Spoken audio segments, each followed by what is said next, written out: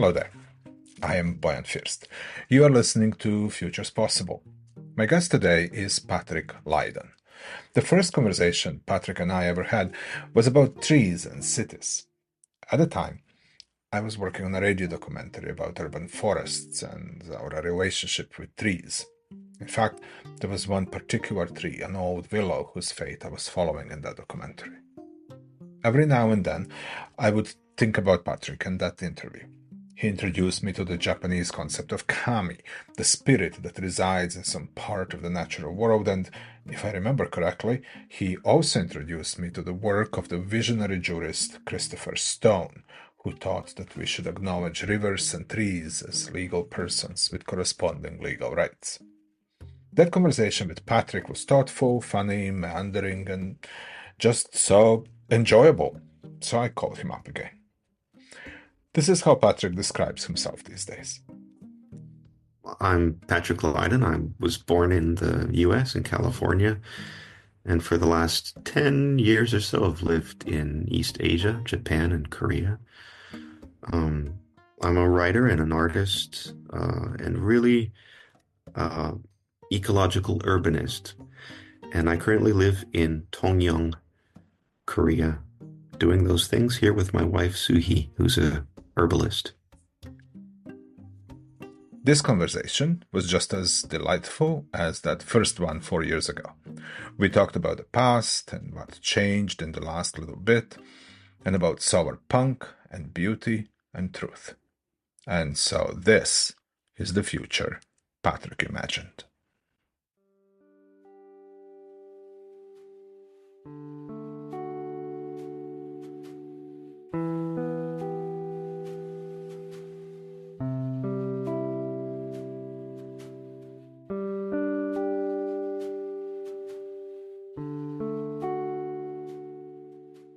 Where we were 5 years ago is we were how do you say it? Not homeless, but we didn't have a permanent place to live, and we were bouncing place to place. My partner Suhi and I. We had produced a documentary film, called Final Straw, about natural farming, and that film um, took 5 years to make.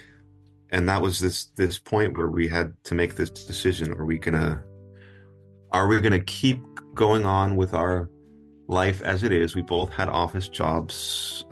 I was in Silicon Valley working as a technical writer. My wife Suhi was a book editor in Seoul, and we realized all these issues in the world that we weren't able to address in our jobs that we were doing, and we didn't feel good about that. And we thought, what can we do?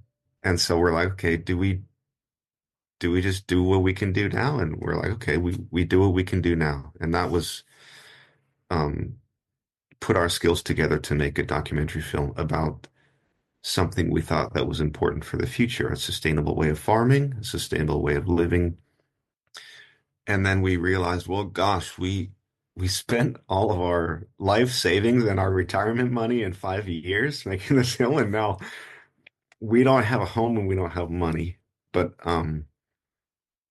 we have a film, and we met a lot of amazing people along the way. And after the film was done, we spent 2 years touring it. We went to about 200 cities, but we, we were still floating. We don't really have roots, and we have all this information about how theoretically we could make a great life and have farm and have community and all these things, but we didn't have a place to do it. And so the last 5 years were spent finding a place, and now we're here.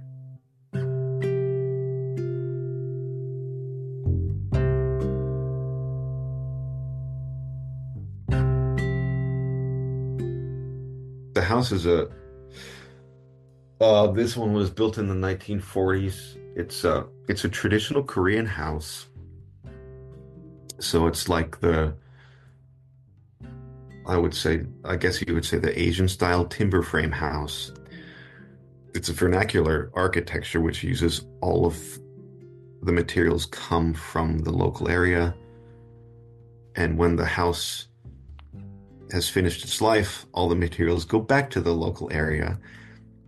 This is also a wild concept for people to understand, but that's how we built houses for a really long time. And we've been looking for that kind of place.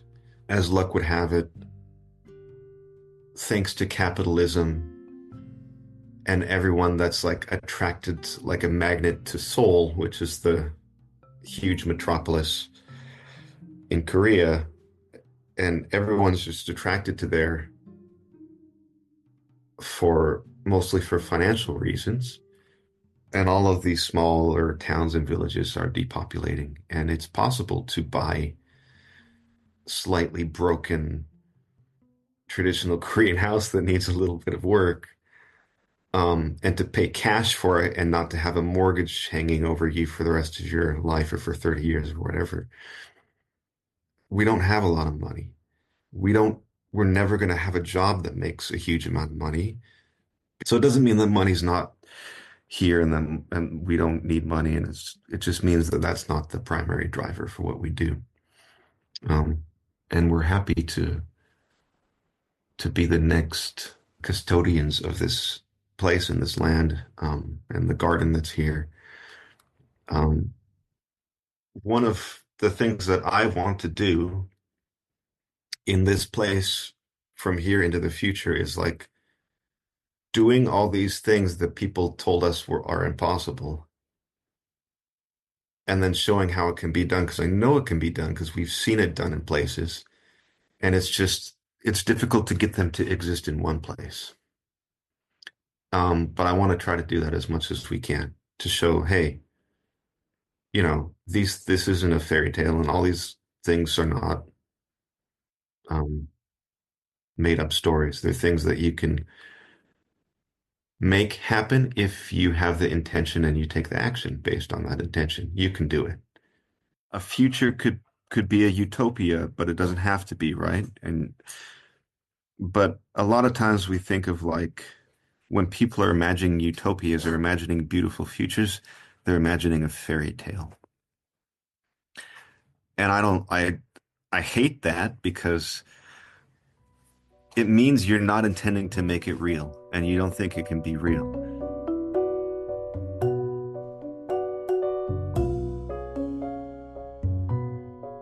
Yeah, there's things to worry about every day. And the more I worry about it, the more paralyzed I am and the less I do. And so we decided to stay abreast of what's happening in the world, but not to indulge in it because it's so easy to indulge in it. It's so easy to get, oh, you know, Trump's doing what? And the Korean president who's been impeached and he's on trial now, like he did what? We woke up one night and he called it martial law, and everyone's like freaking out. It's like midnight or something. North Korea shooting missiles everywhere. I mean, there's a lot of stuff that's very worrisome. But when I can wake up and think about how am I going to help my neighbor today? How am I going to help my plants grow today? You know, how am I going to be a good part of this community where I am, whether that's my local community or, we have communities, global communities online of people, too. Like, how am I going to be a good part of this community? What am I going to contribute to it? And then after all that's done, where am I going to sit back and have my homemade wine in the evening? Which corner of the garden am I going to sit in? I want to worry about those things. And not just because it takes my mind off of the global issues, but because it's doing something rather than being paralyzed, which is what happens to me and I think most people too, I guess, when we think too much about these things that we can't control. What I can control is what I can do. So I try to do good stuff. Yeah, there's all this stuff that can go wrong, but if all the people in my neighborhood or my region are on the same page and we're doing the right things to make sure everyone has food and house and food and shelter and warmth and these things, like if we got that taken care of, then we're not really that worried. And if everyone does this kind of thing, then everyone's really not worried.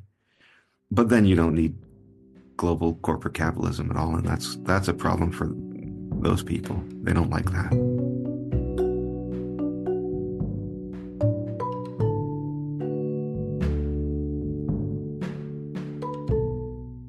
In terms of what we do every day, we have multiple jobs.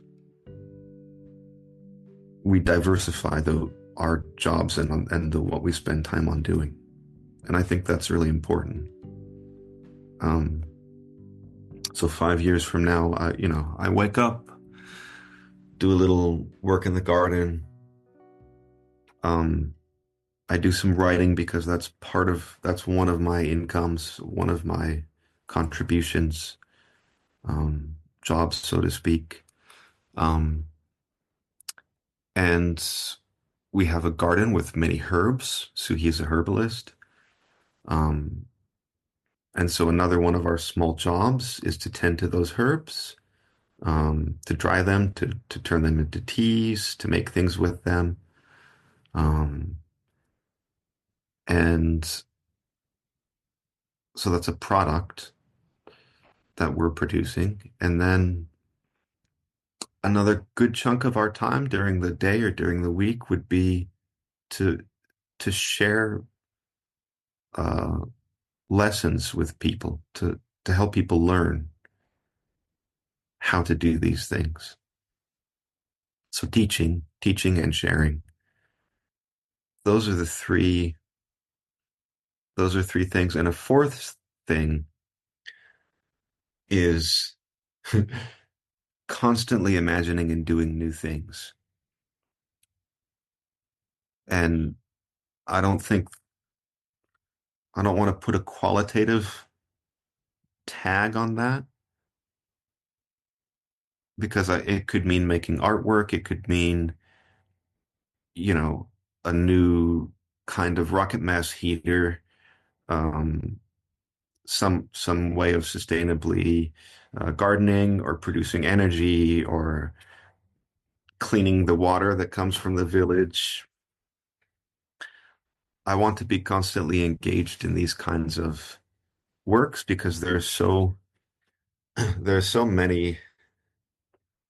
Um, we talk about progress so much in this world, but we tie that to really strange things.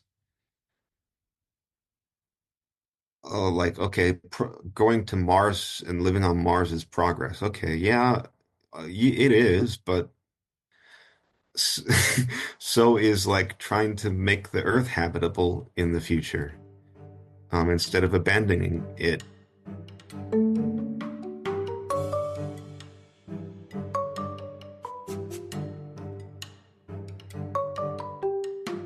I think everyone needs to define for themselves what truth means, like the word truth. And there's a Japanese saying, Shinzenbi. Shinzenbi is very loosely, because I am not a Japanese scholar, translates to something like a truth, goodness, beauty. It's three values that might seem separate when you look at them on their own, but then you realize they're all reliant on each other and that you can't have beauty without truth being the root of that beauty. Um, and you can't have something called goodness if it's not beautiful and it relates to truth. And this is really interesting because it also means that beauty is sometimes things that look ugly, but they're truthful. So I like those three words and finding out how they interrelate with each other and how their meanings shift. And trying to find out how we can create a balance where all three of those words are doing what they're supposed to do and when they're connecting. Truth, goodness, and beauty.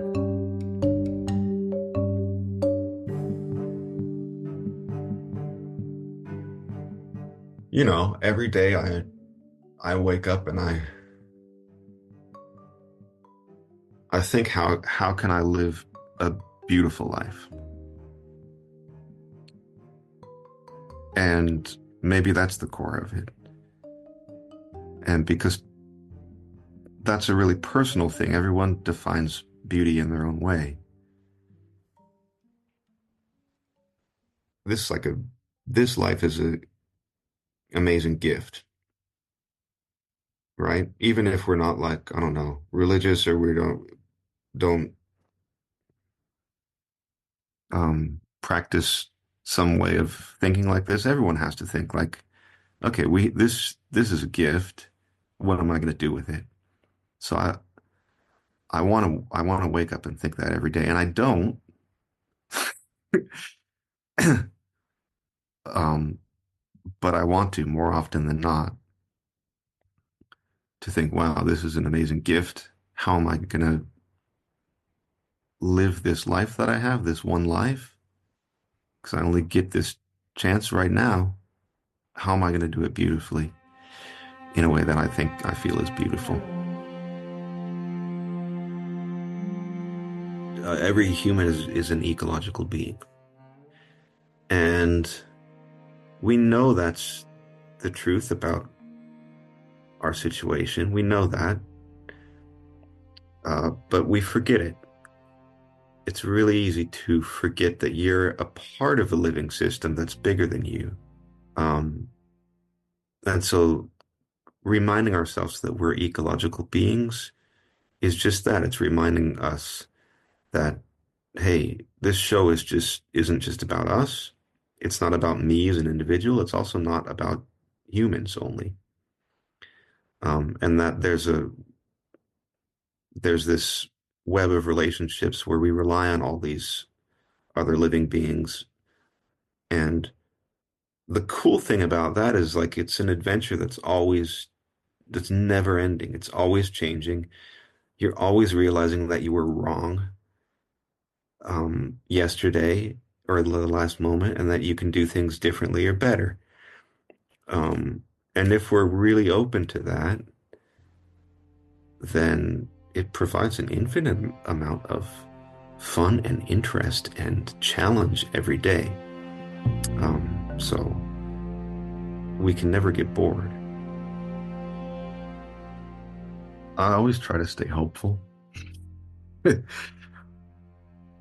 And I think that's one of the best things we can do these days. The hope that comes from seeing the possible good in people, and the hope that comes from seeing that human beings we have all the solutions we need to get through anything. That knowledge is going to get us through this. And that already exists. The only thing we need to do is share it and talk with each other about it. So that gives me hope, that kind of hope. I know we have the solutions, and all we need to do is just, get to it and start making things real. I don't want people ever to feel like they can't make change in this world or like their life is insignificant, because it's not. Everyone can make change in this world. And when we realize we can, then stuff gets better, usually.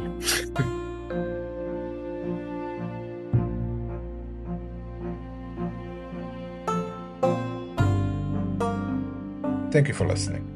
That was Patrick Lydon, an artist, ecological urbanist, and a human trying to live a beautiful life. I'm Boyan First, and you listened to Futures Possible.